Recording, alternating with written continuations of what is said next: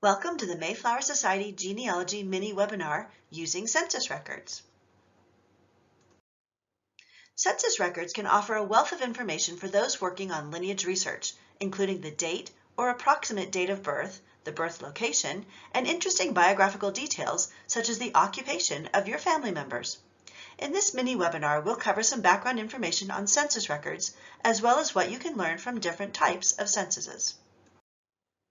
A census is an enumeration or count of the population of a country, state, county, or city on any given date or time period. There are two main types of censuses: population schedules and non-population schedules. Population schedules focus on counting people and include federal, state, territorial, church, colonial, Indian, and school censuses, while non-population schedules identify and quantify needs and resources and include mortality schedules, veteran schedules, agricultural schedules, defective schedules, Indian schedules, institutions, manufacturing or industrial schedules, merchant seamen, military and naval forces, slave schedules, and social statistics schedules. Beginning in 1790, a federal census or count of the country's population has taken place every 10 years.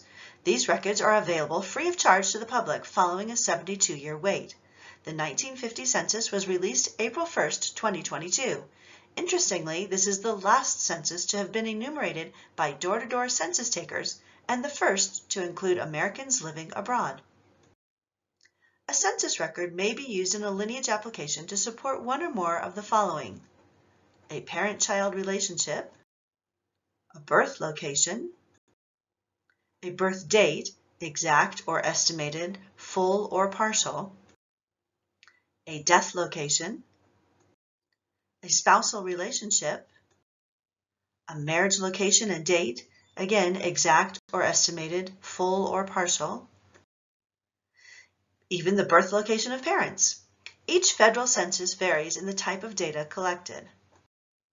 Prior to 1850, for example, only the heads of households were listed in the federal census. Unless your female ancestor was widowed or otherwise single, she was not recorded in that census. Additionally, census records prior to 1850 did not name children. Instead, a tick indicated how many children, often by categories of age, who were in the household.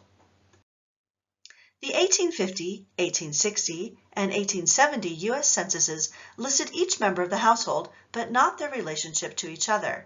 As such, these cannot be used to conclude generational links, only to provide clues.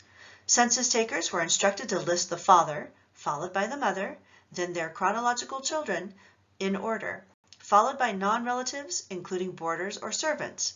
But entries varied and cannot be treated as proof. 1880 was the first federal census to record an individual's relationship to the family head. The 1890 federal census is largely lost to us today, having burned in a fire at the Commerce Department in 1921. What survives includes limited records from specific counties. You can learn more about available 1890 census records at census.gov or by searching Availability of the 1890 Census. The 1900 federal census is particularly helpful for genealogical purposes because it included the birth month and year of each member of the household, as well as how many years a couple had been married, in addition to the relationships between household members. For women, the number of children born and now living was also recorded in this census. When reviewing census records, be sure to check subsequent pages for the full listing of household members.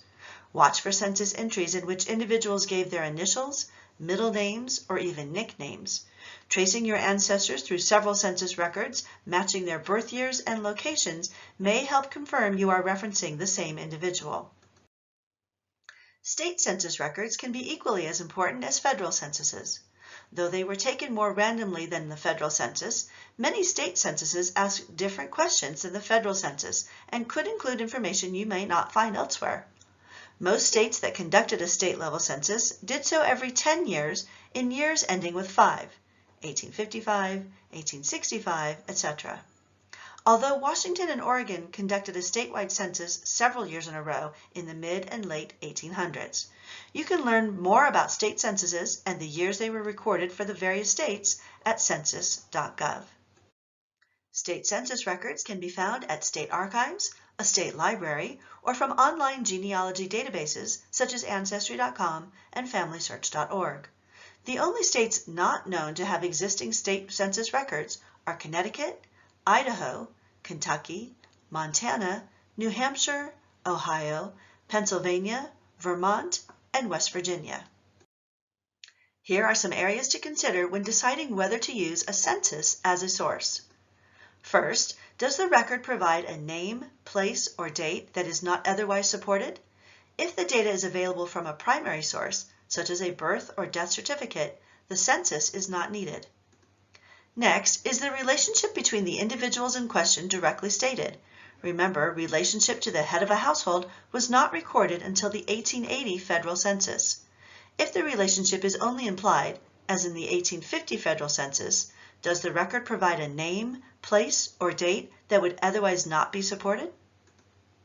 Does the record provide necessary circumstantial support, improving the strength of the connection to other available sources? If the individual in question is not identified by name, the record should only be used when necessary as part of an analysis. Does the record provide needed support to the sources already included, definitely improving the strength of the connections? If other sources are not improved upon by the addition of the census, do not include it in your documentation. Finally, a federal or state census record can be used to support the last known living date and location of an individual when no documentation of a death can be found. Provided here is a listing of resources when searching for various types of U.S. Census records. Note that many of these require a paid subscription as indicated with the $sign. And here are additional resources for non-U.S. Census images and indexes. We hope you found the information on census records helpful, and we wish you good luck in your lineage research efforts.